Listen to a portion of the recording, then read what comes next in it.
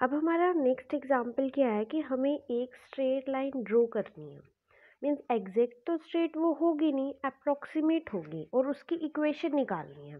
जो उस लाइन की इक्वेशन होगी, हमें कुछ गिवन पॉइंट्स दिए होंगे वैल्यूज़ की एक्स वाई में, सेट ऑफ वैल्यूज़ गिवन होंगी, 5 भी हो सकते हैं, 7 भी हो सकते हैं, वो डिपेंड करता है कि कितनी होंगी। ठीक है, तो वो आप पहले ही रीड करवा लेना कि कितने आप सेट ऑफ पॉइंट्स देने वाले हो। उसके अकॉर्डिंग हमारे पास जो हम स्ट्रेट लाइन फिट करने वाले हैं उसकी इक्वेशन क्या होगी, बस हमें इक्वेशन निकालनी है। इनका एक डायरेक्ट फॉर्मूला होता है। जैसे इक्वेशन क्या होती है स्ट्रेट लाइन की, y equal to m x plus C. M और सी का डायरेक्ट फॉर्मूला है, आपको बस वही अप्लाई करना है और डायरेक्ट रिजल्ट आ जाएगा। तो फॉर्मूला देखते हैं क्या है। m का फॉर्मूला क्या है, n summation x i y आई ले रही हूँ मैं, माइनस समीशन एक्स आई समीशन वाई आई अपॉन n समीशन एक्स आई का स्क्वायर माइनस समीशन एक्स आई का होल स्क्वायर। मतलब अब यहाँ देखो n किसको रिप्रेजेंट कर रहा है कि आप कितने सेट ऑफ पॉइंट्स ले रहे हो। 7 पॉइंट्स ले रहे हो, 8 पॉइंट्स ले रहे हो पेयर्स में, एक्स वाई के पेयर्स में। यहाँ पर ये समीशन है एक्स आई वाई आई का, मतलब एक्स और वाई, जैसे x1 y1 हमारा एक पेयर, x2 y2 एक पेयर, x3 y3 एक पेयर। तो x1 y1 की मल्टीप्लाई, x2 y2 की मल्टीप्लाई, x3 y3 की मल्टीप्लाई, फिर इनका समीशन मतलब मल्टीप्लिकेशन का एडिशन, वो summation of x i y i represent कर रहा है। और सभी एक्स आई का सम मतलब x1 plus x2 plus x3, और सभी वाई आई का सम y1 plus y2 plus y3, उनका मल्टीप्लिकेशन। ठीक है, फिर n वही रिप्रेजेंट है कि कितने पॉइंट्स हैं। फिर एक्स आई जितने भी हैं, जैसे x1 है, x2 x3, x1 का स्क्वायर प्लस x2 का स्क्वायर प्लस x3 का स्क्वायर, वो सम हो गया। और जो एक्स आई का सम निकलेगा ना, x1 x2 x3, इनका जो सम निकलेगा उसका होल स्क्वायर करना है। सम का स्क्वायर करना है, ये नहीं करना स्क्वायर का सम। स्क्वायर का सम ये है और ये सम का स्क्वायर है। ठीक है, और ऐसे ही हमारे पास एक सी का फॉर्मूला है। सी हम कैसे निकालते हैं, summation y i minus m summation x i complete के नीचे डिवाइड में है एन। ठीक है, तो यहाँ पर वाई आई का सम करना है, जो भी मैंने एक्स आई का बताया था। एम जो भी हमने फॉर्मूले में कैलकुलेट किया था वो डायरेक्ट पुट करना है, और फिर एक्स आई का सम निकालना है। फिर एन हमारे पास वही है जो कितने सेट है हमारे पास पॉइंट्स के। बस आपको इस फॉर्मूले का डायरेक्ट यूज़ करना है और फिर आपका आउटपुट आ जाएगा। देखो हमने क्या किया, प्रोग्राम का नेम स्ट्रेट लाइन रख लिया, इम्प्लिसिट नन इंटीजर में आई और एन। आई तो हमारा एक लूप वेरिएबल है, एन हमारे पास कितने नंबर ऑफ पॉइंट्स हैं, मीन्स 2 पॉइंट्स हैं, x1 y1 x2 y2, या फिर आप ऐसे बोल सकते हो कि कितने पेयर्स हमें मिलेंगे, या फिर हम खुद देंगे, हमें रीड कराना पड़ेगा ना पेयर्स को।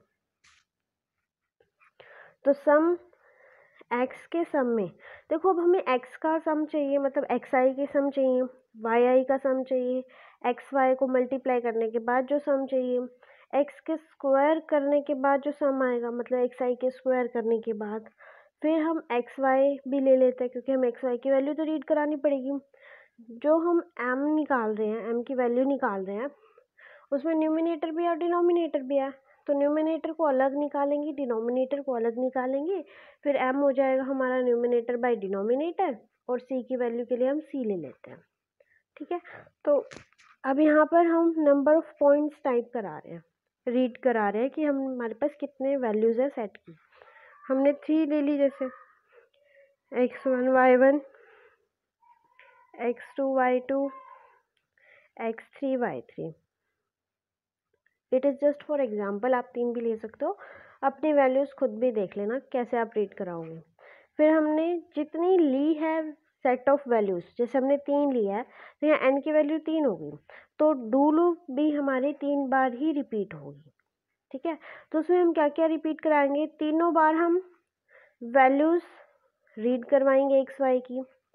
ठीक है, और उन सभी के कोरस्पॉन्डिंग जो जैसे भी हमें सम निकालना है, एक्स का सम निकालना है, वाई की कोरस्पॉन्डिंग सम निकालना है, एक्स वाई का मल्टीप्लिकेशन करने के बाद सम निकालना है, या एक्स का स्क्वायर करने के बाद सम निकालना है। एक्स बोल रहे हो सिंपल, इसका मतलब है x1 x2 x3 का स्क्वायर करके फिर सम निकालना है।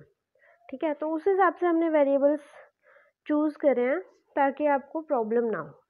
आप ए बी सी कुछ भी ले सकते हो, लेकिन ध्यान रखना वेरिएबल्स ऐसे ही लो जिसमें ज़्यादा कन्फ्यूज़न ना हो, क्योंकि एग्ज़ाम में अगर आप कोई और वेरिएबल्स यूज़ करते हो तो आपको याद रखना पड़ेगा कि कौन सा वेरिएबल आपने किसके लिए यूज़ किया है, और फिर आपको थोड़ा सा टाइम भी लग जाएगा जब आप कैलकुलेशन करोगे।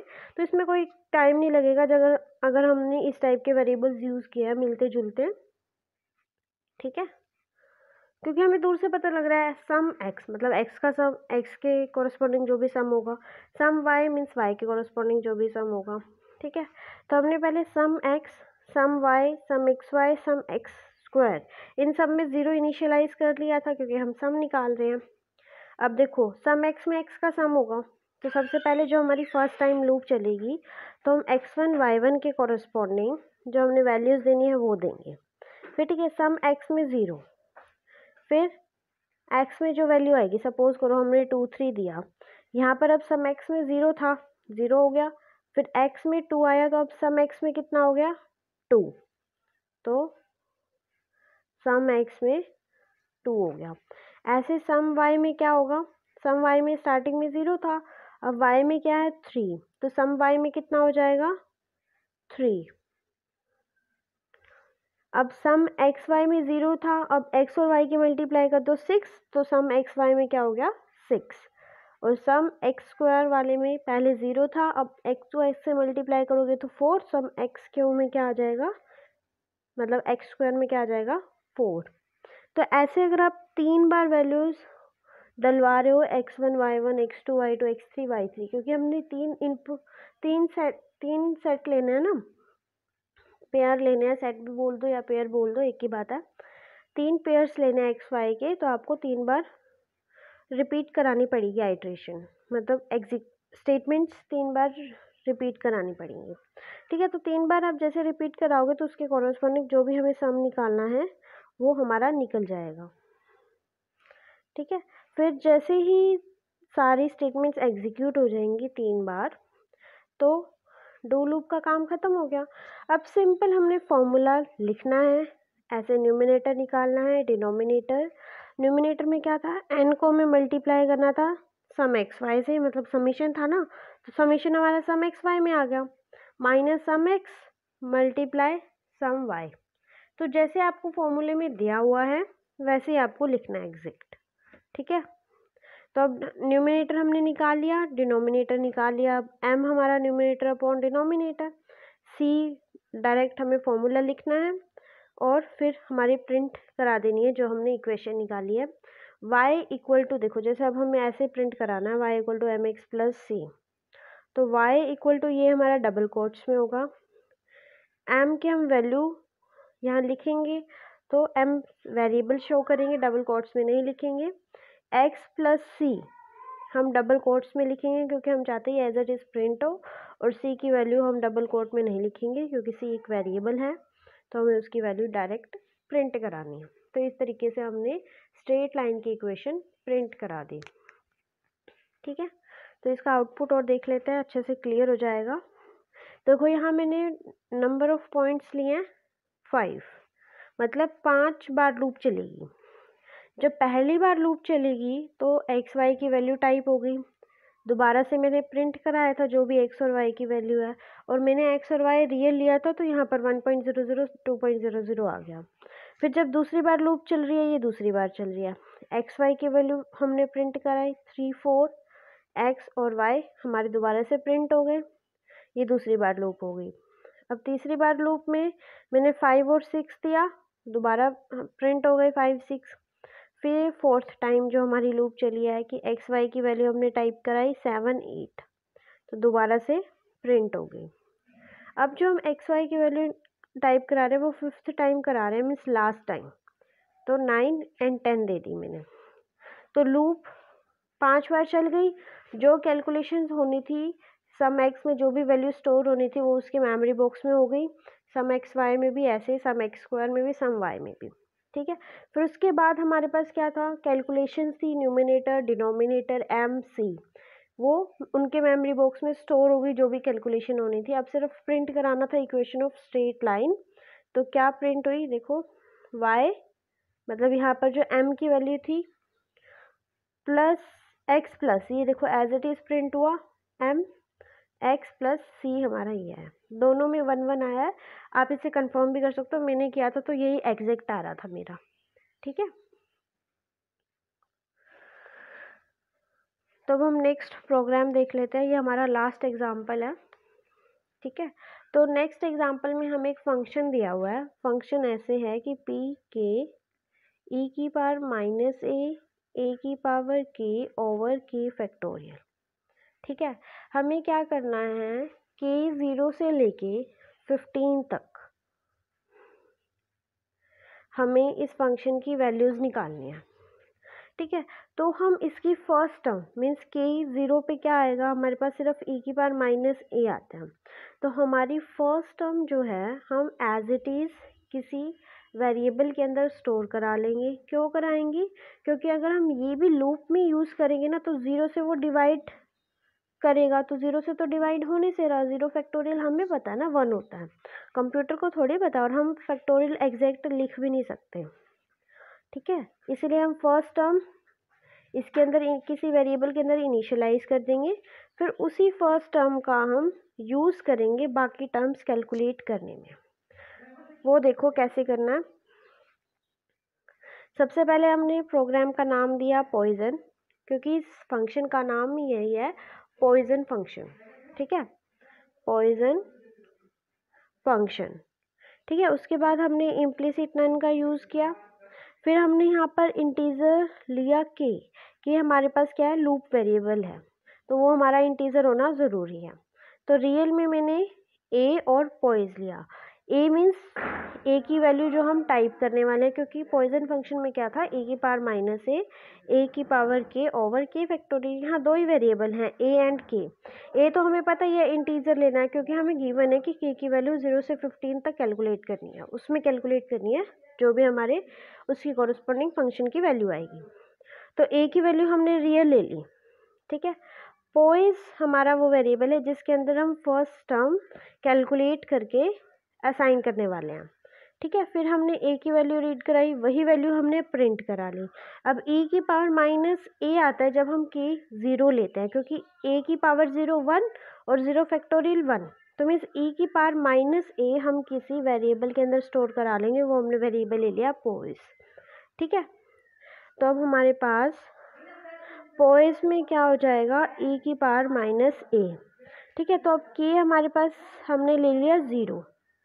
ठीक है, तो 0 के लिए हमारे पास पॉइजन ऑफ k के अंदर क्या वैल्यू आ जाएगी, e की पावर माइनस a। ये एज इट इज़ प्रिंट हो जाएगा k पॉइजन k। फिर हमने क्या प्रिंट कराना है, सिर्फ k की वैल्यू और पॉइजन। ये ध्यान देना मैंने कैसे यूज़ किया, सिर्फ स्पेस एनक्लोज किया है मैंने डबल कोट्स के अंदर, बाकी k और पॉइजन हमारे वेरिएबल्स की वैल्यू सीधा प्रिंट कराई है। ठीक है, तो आप कैसे भी प्रिंट करा सकते हो, अपना अपना अलग अलग तरीका होता है। तो फिर मैंने क्या किया, अब लूप स्टार्ट कर दी। अब मैंने k 0 की वैल्यू तो किसी वेरिएबल के अंदर स्टोर करा दी। अब k की वैल्यू 1 से 15 तक मैं लूप की हेल्प से निकालती रहूँगी। तो अब देखो पॉइज में क्या था, e की पावर माइनस a, तो जब हम 1 लेते हैं, k की वैल्यू 1 लेते हैं, तो e की पावर माइनस a की पावर 1/1 फैक्टोरियल, इसका तो यूज़ होता ही होता है, हर k की वैल्यू में इसका यूज़ होगा। तो यहाँ पर देखो 1 लिया तो पॉइज e की power minus a by real of k क्या हो गया 1 है। अब हमें क्या करना है, जब हम k 2 लेंगे तो हमारे पास पावर इंक्रीज हो जाएगी, a की पावर 2/2 फैक्टोरियल हो जाएगा। तो ये तो k में ही रखेंगे हम, जैसे हमने 2 लिया।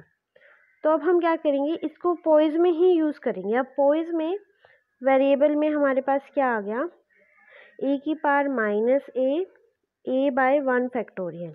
ठीक है, तो अब जब हम इस k 2 लेते हैं तो ये वाला poise as it is use होगा, फिर उसके अंदर हम a लेंगे।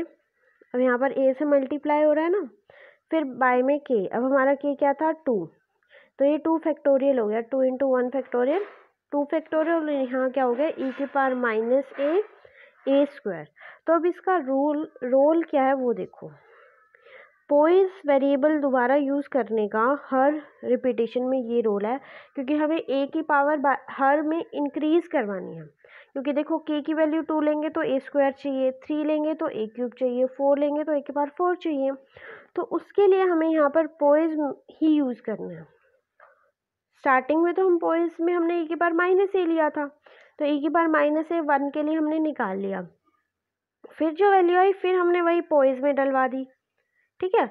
और फिर वो प्रिंट कराने के बाद वही पोइस वेरिएबल की वैल्यू हम दोबारा यूज़ करेंगे। वो हम सिर्फ इसलिए यूज़ कर रहे हैं क्योंकि हमें हर रिपीटेशन के टाइम पे ए की वैल्यू एक इंक्रीज़ करनी है। मतलब अगर पहले फर्स्ट लूप में हमारी ए की वैल्यू 1 है, सॉरी ए की पावर 1 है, तो सेकेंड टाइम जब हम रिपीट करेंगे तो ए की पावर इंक्रीज़ होनी चाहिए, 2 होनी चाहिए।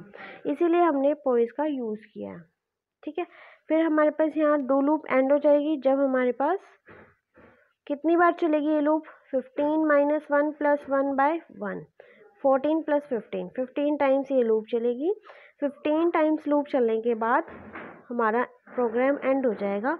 और हम जैसे ही कि 1 के लिए वैल्यू निकालते हैं तो ये प्रिंट भी होती जाएगी। ध्यान रखना, के के कॉरस्पॉन्डिंग के की वैल्यू, पोइस के कॉरस्पॉन्डिंग पोइस की वैल्यू। के 1 है तो उसके कॉरस्पॉन्डिंग पोइस की क्या वैल्यू है, 2 आएगा तो पोइस की वैल्यू क्या होगी, तो ये प्रिंट होती जाएगी। अब इसका आउटपुट और देख लेते हैं, आउटपुट से आपको अच्छे से क्लियर हो जाएगा। तो सबसे पहले ए की वैल्यू हम टाइप करते हैं 5.8, फिर हमने वही प्रिंट किया ए की वैल्यू 5.8। ये एग्जैक्ट 5.8 नहीं लेता, थोड़ी राउंडिंग ऑफ कर देता है। फिर हमने एज इट इज़ प्रिंट किया था के और पॉइजन के, तो यहाँ पर के और पॉइजन के हो गया। फिर यहाँ देख रहे हो ये सारी के की वैल्यूज़ हो रही हैं। 0 के लिए हमने स्टार्टिंग में कैलकुलेट कर लिया था, फिर 1 2 3 4 5 के लिए हमने लूप चलाई थी, तो उसके लिए ये वैल्यूज़ कैलकुलेट हो गई है। तो आप इसे कंफर्म भी कर सकते हो, बिल्कुल एग्जैक्ट वैल्यू है, थोड़ा बहुत डिफरेंस हो सकता है लास्ट के वैल्यूज़ में, 1 2 की जगह 2 3 हो सकता है। इस टाइप से आप चेक भी कर सकते हो, तो बिल्कुल एग्जैक्ट मिलेगा। अगर फिर भी कोई डाउट होता है या आपका प्रोग्राम नहीं रन कर रहा होता तो आप मुझे बता सकते हो, जो डाउट होगा वो मैं क्लियर कर दूँगी। एक बार आप ट्राई करके ज़रूर देखना।